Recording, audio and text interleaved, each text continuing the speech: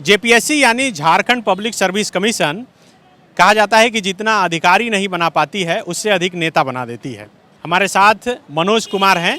इन दिनों छात्र नेता के रूप में इनका परिचय है, लेकिन एक परिचय यह भी है कि जेपीएससी प्रथम, जेपीएससी द्वितीय, जेपीएससी तृतीय, जेपीएससी चतुर्थ और जेपीएससी पाँचवीं तक ये सफल हुए और इंटरव्यू तक भी पहुँचे। लेकिन जब इनका चयन नहीं हो पाया और हर परीक्षा विवादों में चली गई, तो इस परीक्षा को सुधारने के लिए या फिर परीक्षा में हक के लिए लड़ने के लिए जब सड़क पर उतरे तो अब नेता बन गए हैं। मनोज विधानसभा चुनाव भी लड़ चुके हैं और लोकसभा भी चुनाव लड़ चुके हैं।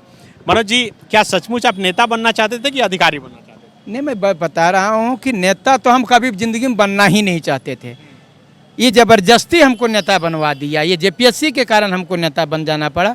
मैं तो यहाँ पर अपने माँ बाप को जो है सो यही बोल करके रांची में आया था कि मैं अधिकारी बनूंगा, और मैंने बराबर पीटी परीक्षा, मेंस परीक्षा, इंटरव्यू तक मैं गया।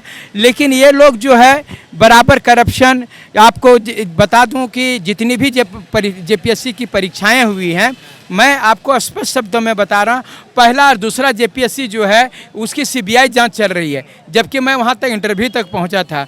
फिर तीसरे दोनों में फर्स्ट, हाँ, वो दोनों अभी वो टर्मिनेट भी हो गए थे वो लोग। मतलब दोनों के इंटरव्यू तक आप पहुँचे थे? नहीं, सेकंड में गया था। फर्स्ट में जो मेंस का परीक्षा लिखा था, पीटी मैंने पास किया था, लेकिन वो नाममात्र की परीक्षा थी, पास किसको करना था वो तय हो चुका था। उसके बाद में बता रहा हूँ, चौथा जेपीएससी में स्केलिंग सिस्टम आ गया। स्केलिंग सिस्टम में क्या हुआ कि ये पूरे भारत में कहीं नहीं नया प्रयोग में आया। एक तो उस पर सीबीआई जांच चल रही है, और अभी भी जो है सो मामला सुप्रीम कोर्ट में लटका हुआ है। ये स्केलिंग सिस्टम आया। पाँचवा जेपीएससी में रिजर्वेशन नहीं दिया। छठा जेपीएससी में हिंदी इंग्लिश क्वालिफाइंग था, उसको मेरिट में जोड़ दिया, जिसके कारण भी हम वहाँ बाहर हो गए। और ये चीज़ है। सातवां जेपीएससी में कि ब्लॉक स्तर पर जो है इसका वह शुरू कर दिया, ये रिजल्ट दे दिया, या यहाँ सेंटर बना दिया गया, जिसके कारण और ये हरदम बल प्रयोग करने के लिए ये लोग ज़बरदस्ती करते हैं। नहीं, मैं बार बार कह रहा हूँ कि मैं नेता बनने नहीं आया था, मैं यहाँ अधिकारी बनने आया था। मैं जो अधिकारी बन के झारखंड की सेवा करने के लिए आया था, ये लोग हमको बाध्य होकर के धकेल करके हमको नेता बना दिया। लेकिन मैं सौभाग्य समझता हूँ कि मेरे जैसा नेता जिस दिन बन गया, मैं बता रहा हूं झारखंड को सुधार करके रख दूंगा।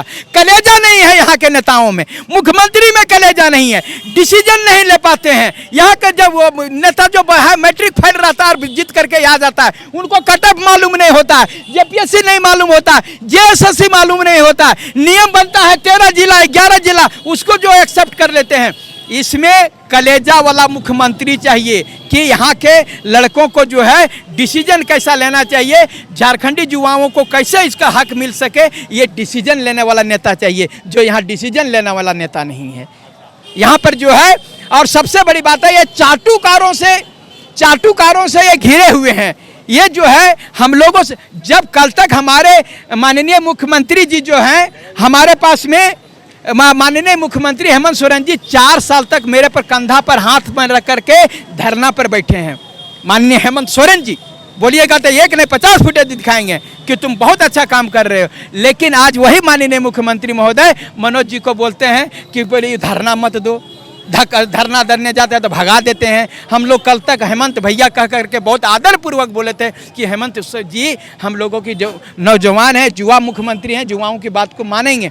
लेकिन बाध्य होकर के हमको अधिकारी बनने आए थे, हम नेता बन गए। लेकिन कभी कभी लगता अच्छा कि कम से कम अधिकारी बनते थे, किसी एक ब्लॉक को चलाते। लेकिन आज मैं छात्र नेता बन के पूरे झारखंड के छात्र जो है हम पर विश्वास करते हैं और हम पर उम्मीद करते हैं, चाहे जेपीएससी हो, चाहे तो जेएसएससी हो या शिक्षक बहाली हो, तमाम छात्र जो है सो बोलते हैं कि मनोज जी एक नंबर जो है वो ओरिजिनल बातों को जानकारी रखते हैं, पढ़े लिखे हैं, इसलिए हमारे पर विश्वास करें। पर आप अपने से बताइए तो जेपीएससी की कौन कौन सी परीक्षा में सफल हुए आप? मैं बता रहा हूँ पहली से 5वीं जेपीएससी तक लगातार मेंस हाँ, मैं सेकेंड और थर्ड में इंटरव्यू तक गया था।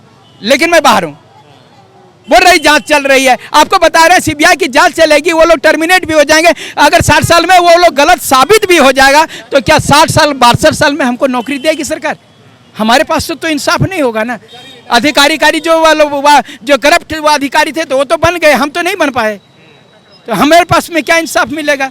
लेकिन मैं कह रहा हूँ मुझे कोई गम नहीं है, अधिकारी नहीं बने तो मैं छात्रों की सेवा करता रहूँगा छात्र नेता के रूप में। विवेकानंद विद्या मंदिर स्कूल एक CBSE affiliated English medium coed school है। हम शिक्षा के साथ संस्कार देते हैं। The followup.in. Like, share, and